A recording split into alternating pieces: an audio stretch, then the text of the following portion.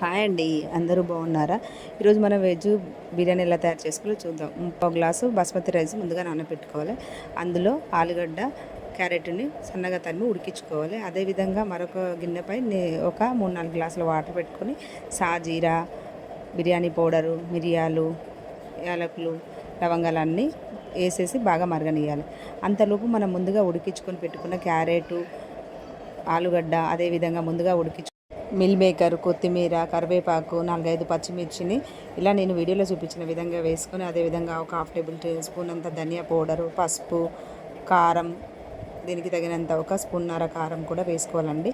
వేడుకొని ఇవన్నీ బాగా కొద్దిగా పెరుగును వేసి బాగా నేను వీడియోలో చూపించిన విధంగా మిక్స్ చేసుకొని, ఈ మిశ్రమానికి కొద్దిగా అల్లం వెల్లుల్లి పేస్ట్ను కూడా కలిపి పక్కన పెట్టుకోవాలి. చూసారండి, ఇలా మిక్స్ చేయడం వలన బాగా మిక్స్ అయిపోతుంది.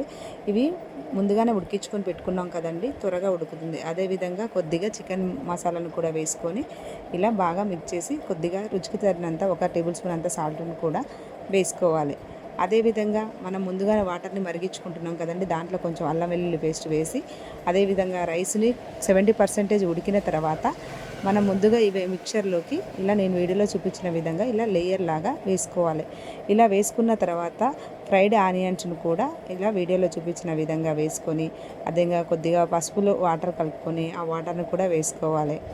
అదేవిధంగా కొద్దిగా నెయ్యిని కూడా వేసుకొని మళ్ళా దానిని గ్యాస్ పైన పెట్టి ఒక 10 మినిట్స్ హై ఫ్లేమ్లో, ఒక 10 మినిట్స్ మీడియం ఫ్లేమ్లో పెట్టామనుకోండి, ఎంతో పర్ఫెక్ట్ టేస్టీ ఎమ్మీ అయిన వెజ్ బిర్యానీ రెడీ. ఆహా, ఎంత బాగుంది కదండి, చూస్తేనే నోరూరిపోతుంది కదండి.